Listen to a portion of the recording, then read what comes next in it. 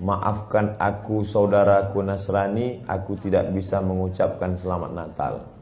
Karena orang yang mengucapkan selamat Natal, maka dia sudah mengakui tiga. Yang pertama, mengakui bahwa Isa anak Tuhan. Yang kedua, mengakui bahwa Isa lahir 25 Desember. Yang ketiga, mengakui bahwa Isa mati di palang salib. Ketiga-tiga ini dibantah oleh Al-Quran. Bahwa Isa anak Tuhan dibantah. Laqad kafaral ladzina qalu innallaha salisu salasah. Kafirlah orang yang mengatakan Isa Trinitas dan anak Tuhan.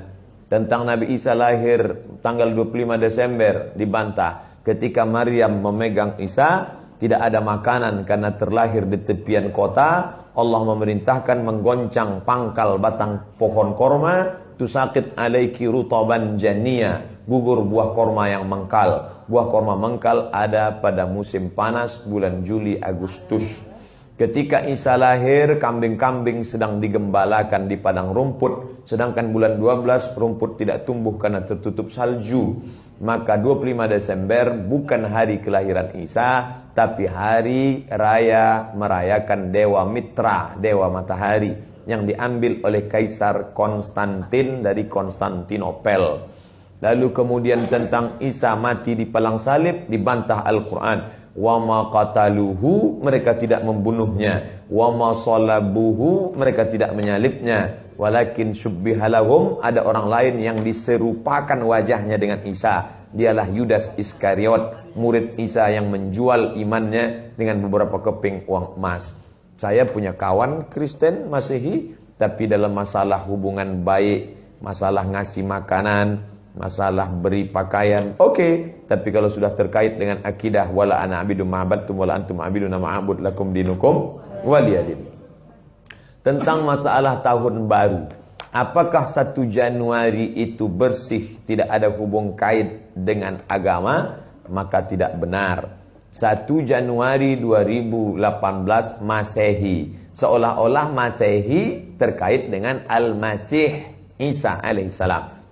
Itu kalender dibuat oleh Kaisar Julian dari Romawi kuno. Kaisar Julian membuat kalender, maka dibuat nama dia Kaisar Julian, maka disebut Julian kalender. Lalu kemudian Julian kalender dibawa ke Vatikan, dirobah oleh Kaisar Raja Pendeta Paus Vatikan bernama Paus Gregorius. Maka sampai sekarang disebut dia dengan Gregorian kalender.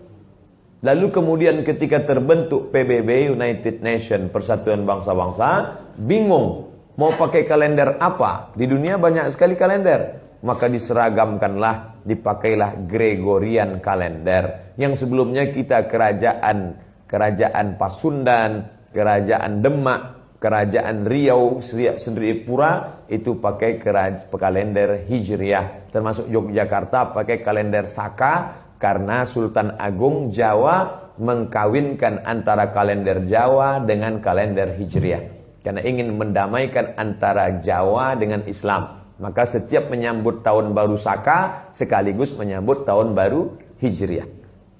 Kalender Masehi muncul belakangan, tidak tepat penisbatannya kepada Al-Masih karena Isa tidak tahu menahu tentang itu. Itu murni diambil oleh Kaisar Gregorius yang diambilnya ke Vatikan menjadi Gregorian kalender. Jadi kita menyatakan tahun baru, betul tahun baru, tapi tahun baru Romawi. Tahun baru Romawi, jangan kaitkan kepada Isa alaihissalam. Dia masih terkait. Adapun tahun baru Jepang, tak ada terkait dengan akidah. Nah ini tahun kalender yang baru. Tidak meyakini bahwa dengan kalender yang baru ini nasib berubah menjadi baru. Siapa yang asap malam itu paling banyak mengepul ke atas, maka rezekinya yang paling murah. Lalu membakar ayam sampai 2000 ekor. Nah, oleh sebab itu saya anjurkan anak-anak muda, remaja-remaja masjid, tanggal 31 malam tanggal 1 setiap masjid semuanya buat kajian, iktikaf, zikir, muhasabah supaya jangan keluyuran ke sana kemari. Hanya 2 saja.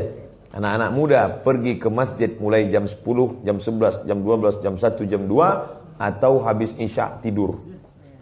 Saya nggak bisa tidur Pak Ustadz. Biasa malam kalau nggak bisa tidur, habis isya makan Antimo 2. Nguap tidur langsung.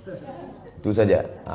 Adapun nanti Ustadz malam tahun baru apakah buat muhasabah di masjid? Enggak. Saya berangkat 28, 29 umroh, maka tahun baru di Madinah. Tahun lalu juga begitu. Tapi tahun sebelumnya dibuat acara muhasabah. Wallahu a'lam.